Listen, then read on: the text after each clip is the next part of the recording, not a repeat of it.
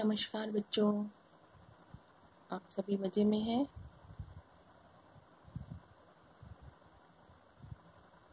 आप लोग अपना काम एंजॉय कर रहे होंगे, टीचर्स के वीडियो भी मज़े लेकर पढ़ रहे होंगे। पढ़ना भी चाहिए क्योंकि इस समय को आपको अच्छे से यूटिलाइज़ करना है, अदरवाइज़ फिर आगे प्रॉब्लम हो सकती है क्योंकि आपके स्कूल कितने दिन तक बंद रहेंगे, आप कब तक ऐसे ही पढ़ेंगे नहीं मालूम है। लेकिन फिर भी ईश्वर से प्रार्थना है कि हम लोग जल्दी से जल्दी आमने सामने हों, एक दूसरे की शक्लों को देख सकें, क्योंकि बहुत दिन हो गए आप लोगों से मिले हुए। अब मिलने का मन कर रहा है, आप लोग का भी करता होगा।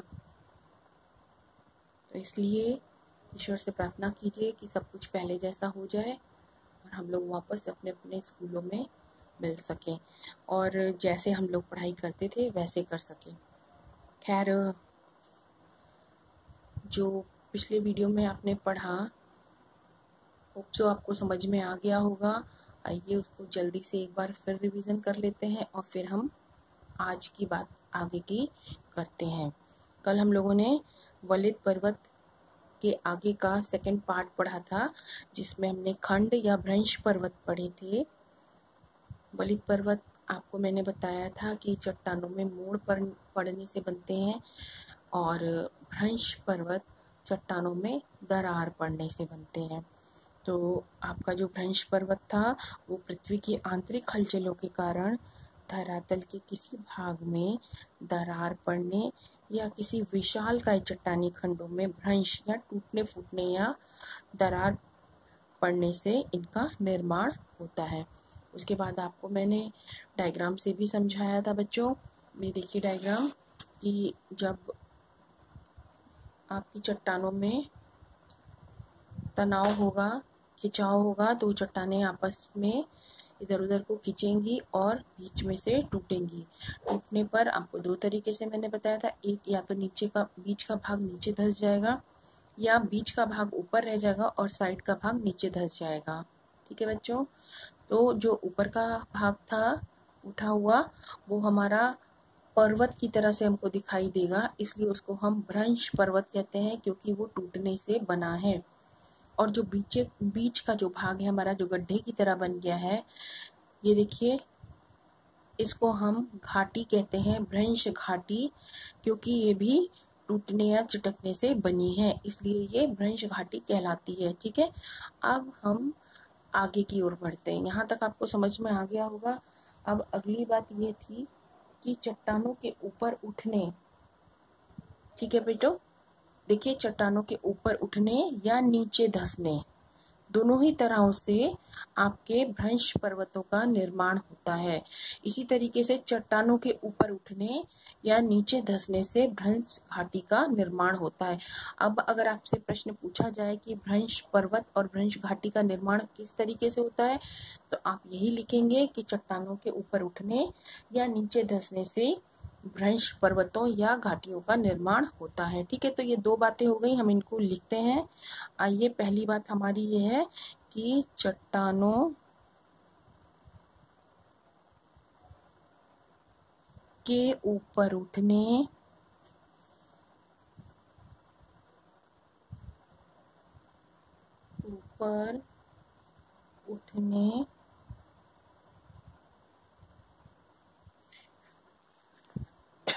या नीचे धंसने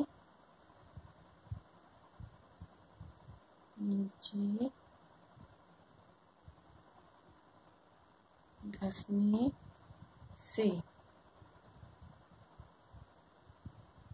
भ्रंश पर्वतों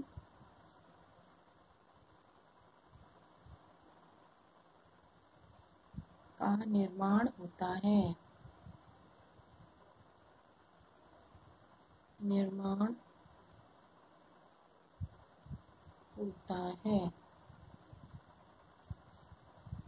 फिर अगली मुख्य बात, चट्टानों के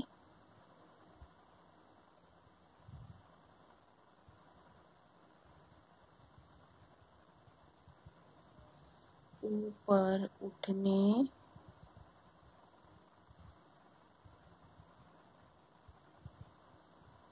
या नीचे धंसने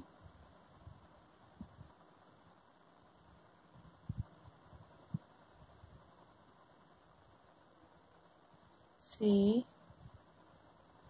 भ्रंश घाटियों का निर्माण होता है। घाटियों का निर्माण होता है।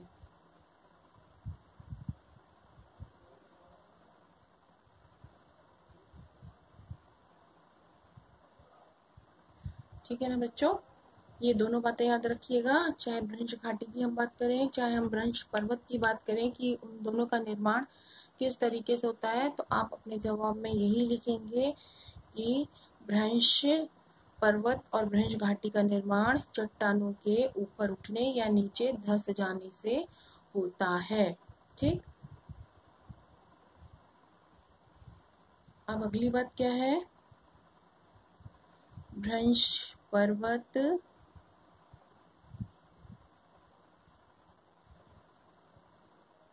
के निकट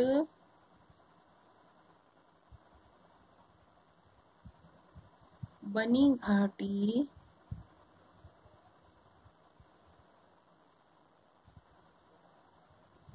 भ्रंश घाटी कहलाती है। भ्रंश घाटी कहलाती है।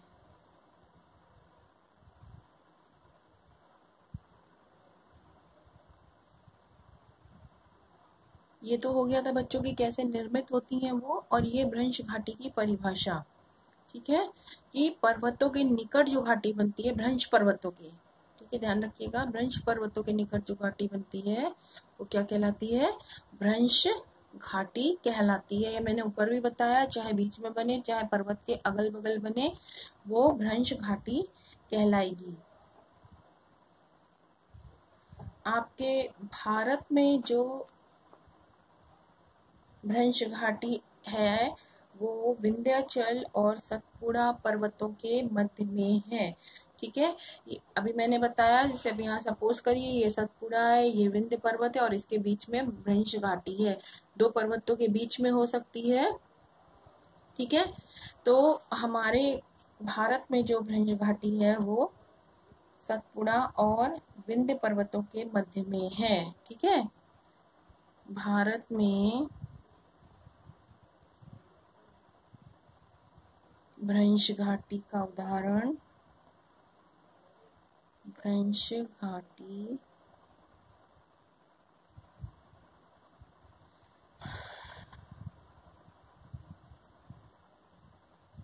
का उदाहरण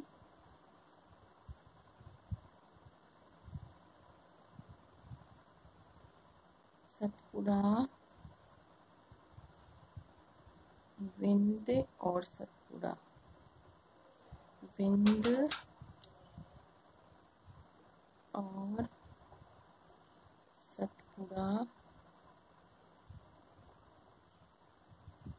पर्वतों के मध्य, पर्वतों के मध्य है। और आपको पता है इस भ्रंश घाटी में से आपकी नर्मदा नदी होकर के बहती है। ठीक है, अगली, और ये इकलौती ऐसी नदी है जो भ्रंश घाटी में से होकर के बहती है, बाकी नदियां अपने अपने मार्ग पर बहती हैं, वो भ्रंश घाटी में बहने वाली नदियां नहीं हैं।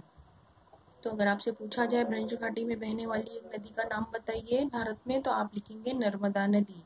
अगली हमारी मुख्य बात है, भारत में बहने वाली, भारत में बहने वाली नर्मदा नदी, नर्मदा नदी। ठीक है बच्चों, ये मेन है नर्मदा नदी।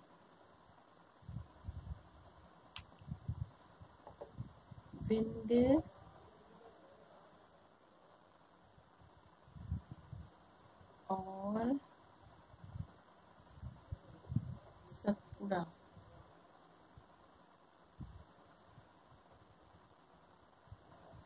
पर्वतों के मध्य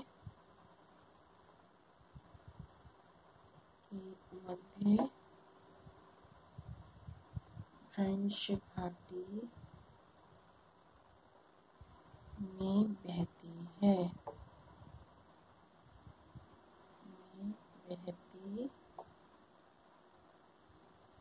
ठीक है, ये नर्मदा नदी मेन है और वो किन के बीच में से बहती है? विंध्य और आपके सतपुड़ा पर्वतों के मध्य में से बहती है। ठीक है बच्चों, इसके बाद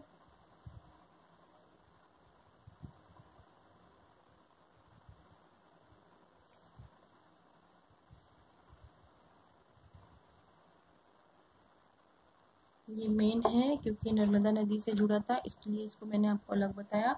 और उसके अलावा कुछ दक्षिण की तरफ और भी भ्रंश पर्वतों के उदाहरण हैं, जिनमें आपका मुख्य रूप से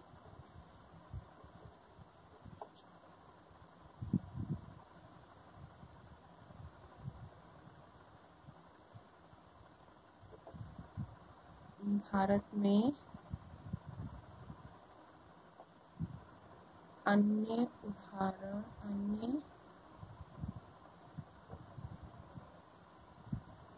भ्रंश पर्वत के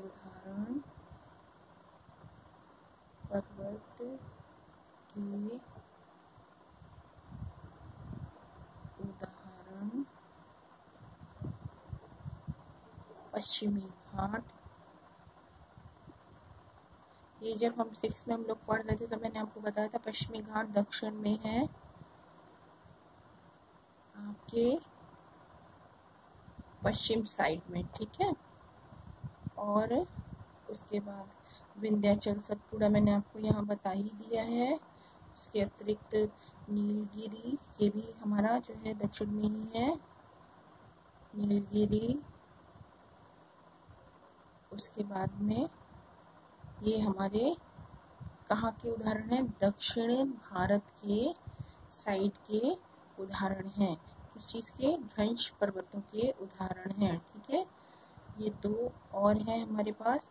और इसके अलावा आपके विश्व में भ्रंश पर्वत या ब्लॉक माउंटेन के उदाहरण हैं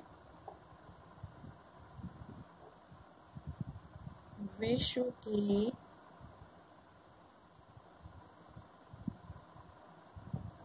प्रमुख, ये आपको सब याद करने हैं और अपने मैप पर फिल भी करने हैं। प्रमुख भ्रंश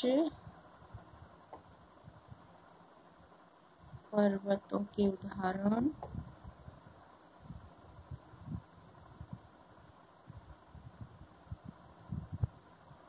ये जो मैंने आपको बताया है, जैसे सतपुड़ा है, नीलगिरी है, पश्चिमी घाट है, ये सब आप अपने मैप पर इनको अच्छे से भरेंगे।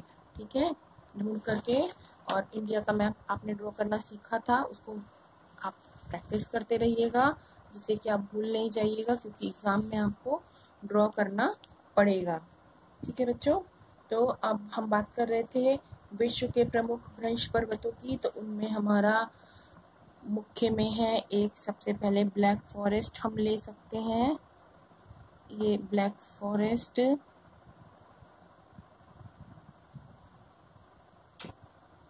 ठीक है बच्चों। उसके बाद हमारा है सियरा नेवादा। सियरा